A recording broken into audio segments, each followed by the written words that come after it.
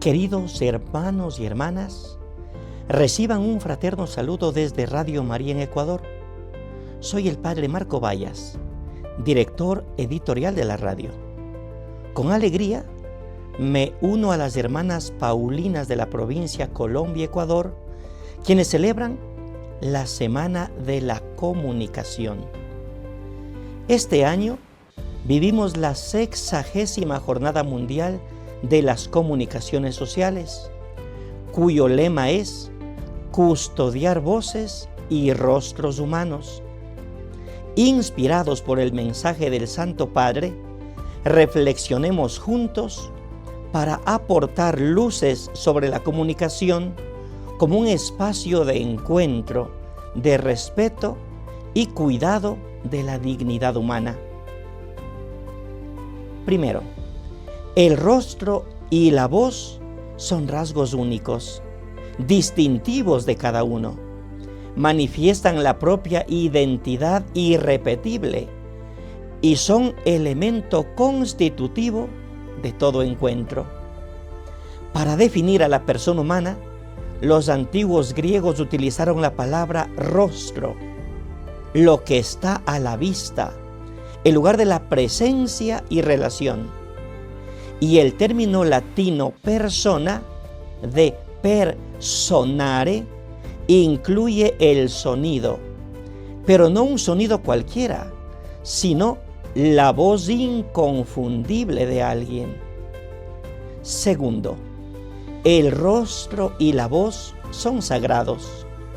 Nos han sido dados por Dios, que nos ha creado a su imagen y semejanza, llamándonos a la vida con la palabra que Él nos ha dirigido. Palabra que resonó a través de los siglos en las voces de los profetas y luego se hizo carne en la plenitud de los tiempos.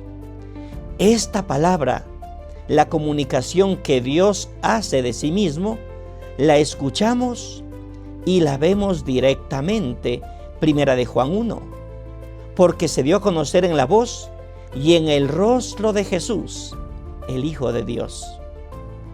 Tercero, el desafío de hoy ante el avance científico tecnológico no es un desafío simplemente tecnológico, sino un desafío antropológico. Custodiar los rostros y las voces significa cuidarnos a nosotros mismos, acoger con valentía, con determinación y discernimiento las oportunidades que ofrecen la tecnología digital y la inteligencia artificial. No significa ocultar los puntos críticos, las opacidades y los riesgos. Recordemos, las redes nos conectan, pero los rostros y las voces nos comunican, nos unen, nos acercan. Cuarto, el rostro significa la presencia, la persona completa, la actitud y la gracia de Dios, más que una descripción simplemente física.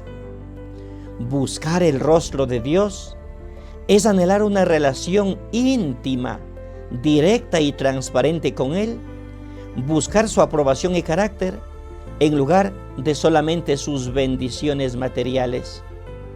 Y buscar el rostro de Dios implica también buscar el rostro del hermano y nuestro propio rostro. Frente a esto, podemos decir lo siguiente. Primero, el rostro implica presencia y relación íntima. Buscar el rostro del Señor es un llamado a la adoración y a la comunicación personal.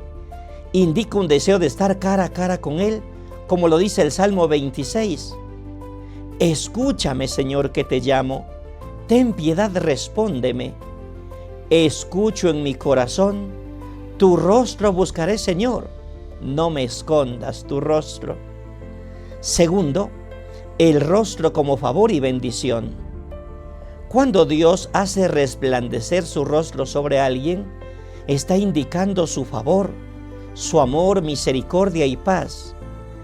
Es la bendición sacerdotal clave. En número 6 se dice: el Señor te bendiga y te guarde, haga resplandecer su rostro sobre ti y te extienda su amor. El Señor vuelva su rostro hacia ti y te conceda la paz. Tercero, revelación de Dios en Cristo. Aunque nadie ha visto el rostro físico de Dios Padre, el rostro de Cristo es la manifestación de la gloria divina. Cuarto, actitud y carácter.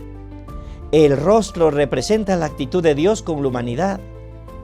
Dice 2 Corintios 3, así, todos nosotros con el rostro descubierto, reflejamos como en un espejo la gloria del Señor.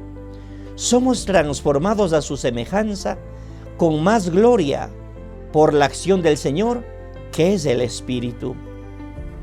Quinto, el respeto humano. El rostro debe ser honrado, porque el rostro también refleja sabiduría y temor de Dios. Por eso, en este ámbito, necesitamos recuperar 3 pilares fundamentales: la responsabilidad, la cooperación y la educación. Hablo brevemente de cada una de ellas. La responsabilidad se traduce en honestidad, transparencia, valentía, capacidad de visión, deber de compartir conocimientos, derecho a estar informado. Nadie puede eludir su responsabilidad ante el futuro que estamos construyendo.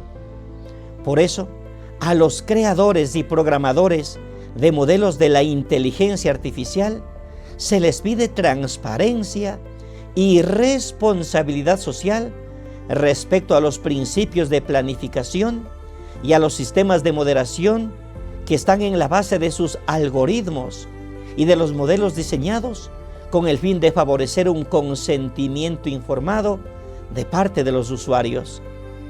Es también responsabilidad de los legisladores y entidades reguladoras a quienes compete vigilar sobre el respeto de la dignidad humana. En ese aspecto, todos estamos llamados a cooperar. Ningún sector puede afrontar solo el desafío de guiar la innovación digital y la forma de gobernar la inteligencia artificial. Es necesario crear mecanismos de protección. Todas las partes interesadas, la industria tecnológica y los legisladores, las empresas creativas al mundo académico, los artistas, periodistas, educadores, padres de familia, deben implicarse en construir y hacer efectiva una ciudadanía digital consciente, pero también responsable.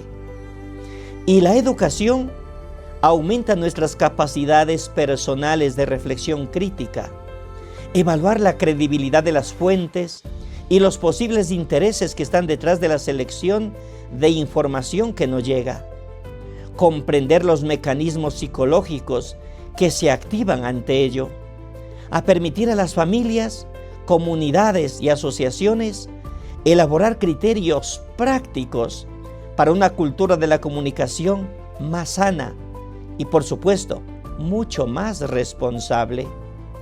Por esto, es urgente introducir en los sistemas educativos de cada nivel de alfabetización los medios de comunicación y los medios de información en la inteligencia artificial que muchas instituciones ya están promoviendo.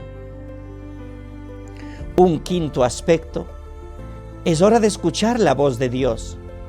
Y eso es fundamental para la vida cristiana, porque esta actitud guía, santifica, trae bendición y vida eterna. La obediencia a su palabra es la clave para la relación con Él. Se considera la palabra profética más segura, revela la voluntad de Dios y actúa como su voz principal. Por eso, ¿qué implica escuchar la voz de Dios? Primero, es el fundamento de la vida y de la salvación. La voz de Dios no es solamente auditiva, es espiritual, transforma corazones, elimina amarguras y trae sanidad. Segundo, es fuente y guía de verdad. La palabra es la herramienta principal para escuchar a Dios y discernir la verdad de la falsedad. Tercero, la obediencia y la bendición.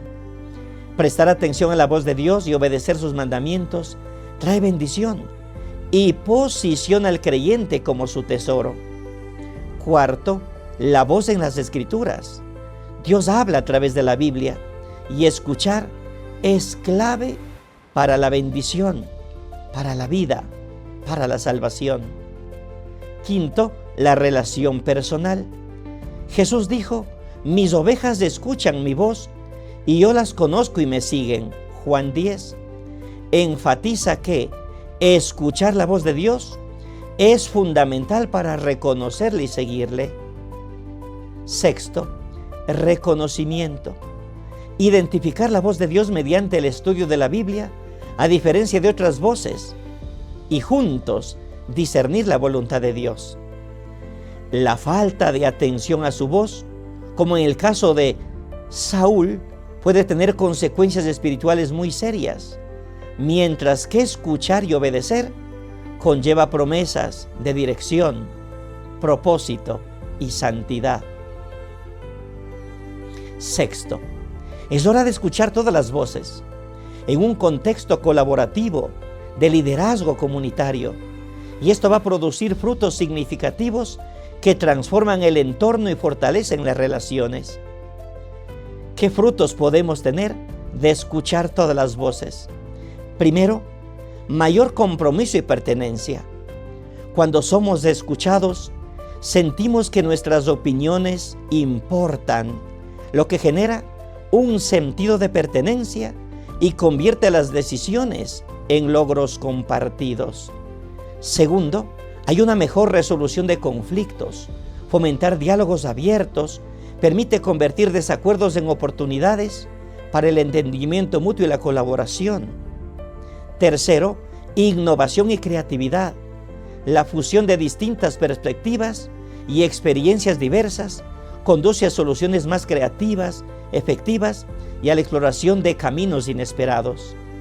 Cuarto, las decisiones serán más fuertes, más sólidas. Al considerar los múltiples puntos de vista, se minimizan los puntos ciegos y, por tanto, las decisiones van a estar mejor fundamentadas. Quinto, habrán relaciones más fuertes, con un entorno donde se escucha activamente y se construye confianza y cohesión. Y por último, acerca de la perspectiva espiritual, desde el punto de vista pastoral, se hace una distinción sobre la calidad de las voces, sugiriendo que se apague el ruido y se escuche todas las voces. Gracias por acompañarnos en esta reflexión, y para concluir, quisiera dejar un par de preguntas que espero nos interpelen. Primero, ¿cómo custodiamos las voces y los rostros que Dios nos confía en nuestra misión comunicativa? Y segundo, ¿qué rostro y voz de Dios proyecto en mi vida? Un abrazo. Dios nos bendiga.